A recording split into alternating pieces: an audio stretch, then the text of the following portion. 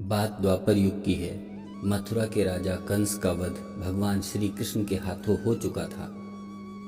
कंस के वध के बाद क्रोध और बदले की अग्नि में जलते हुए कंस के ससुर मगध राज्य के राजा जरासंध ने श्री कृष्ण को मारकर कंस का बदला लेने का निश्चय किया और कुछ समय के पश्चात जरासंध ने श्री कृष्ण और बलराम पर आक्रमण भी कर दिया, परंतु वह श्री कृष्ण से जीत न सका। इस तरह से बहुत बार आक्रमण करने के पश्चात भी जब वह श्री कृष्ण को हरा न सका, तब उसे किसी मित्र राजा ने सलाह दी कि अगर आप यमन देश के राजा काल यवन की सहायता से कृष्ण से युद्ध करेंगे तो आपकी जीत निश्चित है।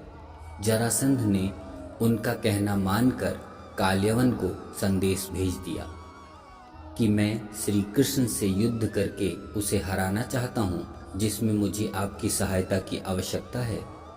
किन्हीं कारणों कालयवन भी भगवान श्री कृष्ण से बैर करता था, तो उसने यह प्रस्ताव स्वीकार कर लिया और अपनी सेना के साथ मगध राज्य आ पहुंचा। यमन देश के राजा कालयवन को तपस्या से प्रसन्न होकर भगवान शिव ने यह वरदान दिया था कि तुम्हें सूर्यवंशी, चंद्रवंशी, इंसान, देवता, राक्षस और कोई भी पराजित नहीं कर सकता और तुम्हारा वध किसी अस्त्र, किसी शस्त्र से भी नहीं किया जा सकता। जब जरासंध को इस बारे में पता लगा तो वह खुशी से फूला नहीं समाया और उसने सोचा कि अब तो कृष्ण की मृत्यु निश्चित है, क्योंकि कालयवन उसका साथ दे रहा है और कालयवन को कोई हरा नहीं सकता। कुछ समय रणनीति बनाने के पश्चात कालयवन और जरासंध ने भगवान श्री कृष्ण पर आक्रमण बोल दिया।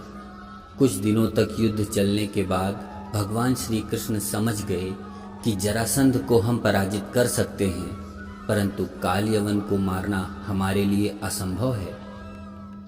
जैसा कि मैंने बताया कि भगवान भोलेनाथ का कालयवन को वरदान था, तब श्री कृष्ण ने एक योजना बनाई और युद्ध से भाग निकले और एक ऊंचे पर्वत की तरफ दौड़ते चले गए। जरासंध और कालयवन उनका पीछा करता रहा। युद्ध से भाग जाने के कारण ही भगवान श्री कृष्ण का नाम रणछोड़ पड़ा था। भगवान श्री कृष्ण भागते रहे और एक गुफा के अंदर जाकर छुप गए। उन्हीं का पीछा करते करते कालयवन श्री कृष्ण के पीछे पीछे गुफा में घुस गया, जहां इक्ष्वाकु राज्य के राजा मानधाता के पुत्र राजा मुचकुंद त्रेता युग से सोए हुए थे। एक समय की बात है, राजा मुचकुंद देवताओं की तरफ से युद्ध में लड़ते लड़ते बहुत थक गए थे और युद्ध में विजय होने के पश्चात देवराज इंद्र ने राजा मुचकुंद से वरदान मांगने को कहा। राजा मुचकुंद ने वरदान में कहा कि मुझे वरदान दो कि मैं अनिश्चित समय के लिए सो जाऊं, क्योंकि मैं बहुत अधिक थक चुका हूं और यदि मुझे कोई बिना मेरी इच्छा के जगाए तो मेरी नेत्र की क्रोधाग्नि से जलकर भस्म हो जाए। यह बात श्री कृष्ण को पता थी और इसी के कारण वह अपने पीछे पीछे कालयवन को लेकर गए थे और भगवान श्री कृष्ण ने मौका देखकर अपना पीतांबर राजा मुचकुंद के ऊपर डाल दिया और वहीं एक पत्थर के पीछे छुप गए। परंतु क्रोध में आग बबूला कालयवन जब सोए हुए राजा मुचकुंद के पास पहुंचा तो वह जोर से चिल्लाया और कहा, छलिया कृष्ण, तू यहाँ पर आकर लेटा हुआ है। और इतना कहने के बाद उसने जोर से पीतांबर को उठाया, जिससे कि राजा मुचकुंद की आंख खुल गई और वह क्रोध से भरकर कालयवन की तरफ देखने लगे। जैसा कि राजा मुचकुंद को वरदान था कि जो भी उन्हें जगाएगा वह भस्म हो जाएगा, और हुआ भी कुछ ऐसा ही। कालयवन उनकी क्रोध की अग्नि को सह न सका और वहीं जलकर भस्म हो गया। तो दोस्तों, यहाँ समझने लायक बात यह है कि अगर दुश्मन आपसे अधिक ताकतवर है तो आपको क्या करना चाहिए। यह शिक्षा हमें इस कहानी से मिलती है कि कालयवन को भगवान कृष्ण नहीं मार सकते थे, इसका एक और मतलब यह भी है कि कालयमन भगवान श्री कृष्ण से अधिक शक्तिशाली था, क्योंकि उसे वरदान मिला हुआ था। इसलिए भगवान श्री कृष्ण ने वहां पर अपने आप को रणछोड़ नाम देने में भी संकोच नहीं किया।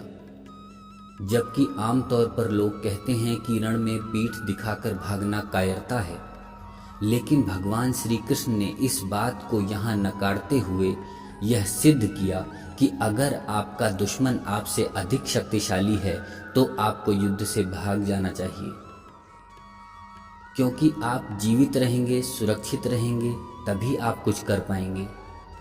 और आपको यह पता लगाना चाहिए और आपको यह योजना बनानी चाहिए कि मेरे शत्रु से अधिक शक्तिशाली कौन है, और उससे मित्रता करके उस शक्तिशाली शत्रु को हराना चाहिए।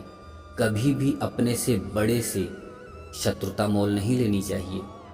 अगर शत्रुता हो भी गई तो उसे महसूस मत कराओ, क्योंकि अभी वह आपसे अधिक शक्तिशाली है, अधिक ताकतवर है, वो आपको धूल चटा सकता है और आप यह बात जान भी चुके हैं, तो उससे शत्रुता करने का कोई मतलब नहीं बनता। अगर कहानी अच्छी लगी हो तो मेरे चैनल को सब्सक्राइब करें, वीडियो को लाइक, शेयर और कमेंट करके मुझे आशीर्वाद दें। अभी के लिए बस इतना ही। मैं आपसे विदा लेता हूँ। मिलते हैं अगली कहानी में। अपना ख्याल रखिएगा।